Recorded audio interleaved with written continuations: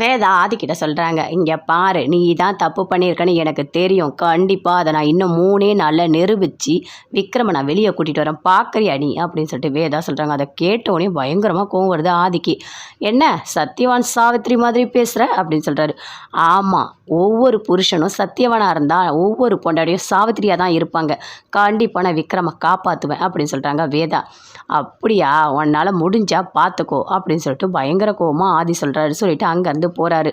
அதை கேட்டோடனே விக்ரமோட அம்மா பயங்கரமாக ஃபீல் பண்ணுறாங்க. அவன் நாசமாக போவ, என் பையனை இப்படி மாட்டை விட்டு இப்படி கஷ்டப்படுத்துகிறானே அப்படின்னு சொல்லிட்டு ரொம்ப ஃபீல் பண்ணி அழுதுட்ருக்காங்க.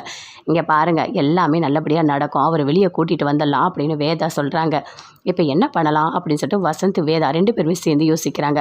இது எல்லாத்துக்குமே காரணமே அந்த இந்துமுகி. அவங்க அந்த டாக்டரை பிடிச்சா அவங்களுக்கு எல்லா உண்மையும் தெரியும், கண்டிப்பாக விக்ரமை வெளியே கூட்டிகிட்டு வந்துடலாம் அப்படின்னு சொல்லிட்டு வேதா சொல்கிறாங்க.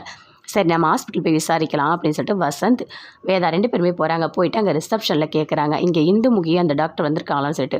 இல்லையே மேடம், அவங்க இன்றைக்கி வரவே இல்லையே, அவங்க இன்றைக்கி லீவு அப்படின்னு சொல்கிறாங்க. ஓ லீவா, இல்லை ரொம்ப எமர்ஜென்சி அப்படின்னு வேதா சொல்கிறாங்க. இல்லை அவங்க வரல அப்படின்னு சொல்கிறாங்க. அங்கேருந்து வெளியே வராங்க வேதா. அப்போ வசந்த் கேட்குறாரு, என்ன ஆச்சு, என்ன சொன்னாங்க அப்படின்னு சொல்லிட்டு. அவங்க வரவே இல்லையா, லீவா அப்படின்னு சொல்கிறாங்க. ஓ இப்போ என்ன பண்ணலாம், சரி இருங்க நான் வரேன், நான் போகிறேன் அப்படின்னு சொல்லிட்டு வசந்த் வேகமாக வராரு. என்ன இது ஹாஸ்பிட்டலா, இங்கே இந்துமுகி இருக்காங்களா?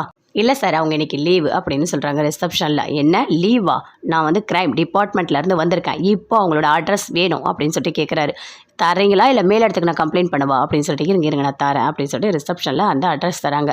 அந்த அட்ரஸை வாங்கிட்டு போகிறாங்க. போயிட்டு வேதா வசந்த் 2 பேருமே எல்லாருக்கிட்டையுமே கேட்குறாங்க அந்த அட்ரஸை. தேடி தேடி ரொம்ப முடியாமல் வேதா போயிட்டு ஒரு இடத்துல போய் ஒரு கோயிலில் அப்படி பார்க்குறாங்க. என்ன உன்னை பார்த்துட்டு உங்ககிட்ட எதுவுமே நான் வரேன்னு கேட்கலன்னு பார்க்குறியா, எல்லாமே நீ தானே தந்த, விக்ரமே எனக்கு நீ தந்த, தன்வியை கொடுத்த, எல்லாமே நீ பண்ண, இப்போது விக்ரமை இந்த மாதிரி ஒரு கஷ்டத்துலேயும் நீ மாட்ட விட்டுருக்க. அது மட்டும் இல்லை, அவர் எந்த தப்புமே பண்ணலன்னு எனக்கு தெரியும், ஆனால் உனக்கும் தெரியும், எப்படியாவது நான் நிரூபிக்கணும், அதுக்கு எனக்கு உதவி பண்ணு அப்படின்னு சொல்லிட்டு அப்படியே அந்த கோயிலாண்டியே படுத்துட்டாங்க. ஆதி லாயர் 2 பேருமே சேர்ந்து பேசிகிட்டு இருக்காங்க. அப்போ லாயர் சொல்கிறாரு, நீங்கள் சொன்ன மாதிரியே அந்த விக்ரம் மிருணாளினி கழுத்தை பிடிக்கிறத நான் தான் வீடியோ எடுத்தேன், அதனால தான் இன்றைக்கி அவன் மாட்டிக்கிட்டான் அப்படின்னு சொல்லிட்டு 2 பேருமே பேசிகிட்டு இருக்காங்க. அந்த விக்ரம் வெளியே வரவே கூடாது, உள்ளே அப்படியே மாட்டிக்கணும் அப்படின்னு ஆதி சொல்லிகிட்ருக்காரு.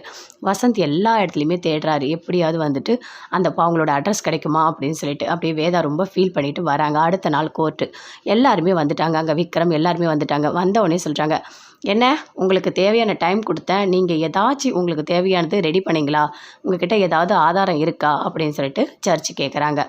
எதுவுமே பேசவே இல்லை விக்ரம். அப்போ எதுவுமே கிடைக்கவே இல்லையா, அப்போ விக்ரம் தான் குற்றவாளி இந்த வீடியோவை வச்சு பார்த்தா அப்படின்னு சொல்லிட்டு ஜட்ஜி சொல்கிறாங்க.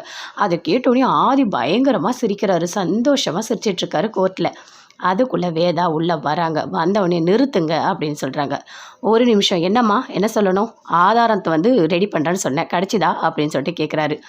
ஆமாம், என்கிட்ட ஒரு ஆதாரம் கிடச்சிருக்கு அப்படின்னு வேதா சொல்கிறாங்க. அதை கேட்டோன்னே ஆதி பயங்கரமாக ஷாக் ஆகுறாரு.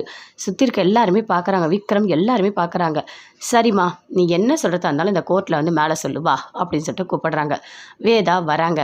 நான் சொல்கிறது எல்லாமே உண்மை அப்படின்னு சொல்லிட்டு வேதா சொல்கிறாங்க. சொல்லுமா, என்ன சொல்ல வந்தால் சொல்லு அப்படின்னு சொல்லிட்டு ஜட்ஜி கேட்டுட்ருக்காங்க.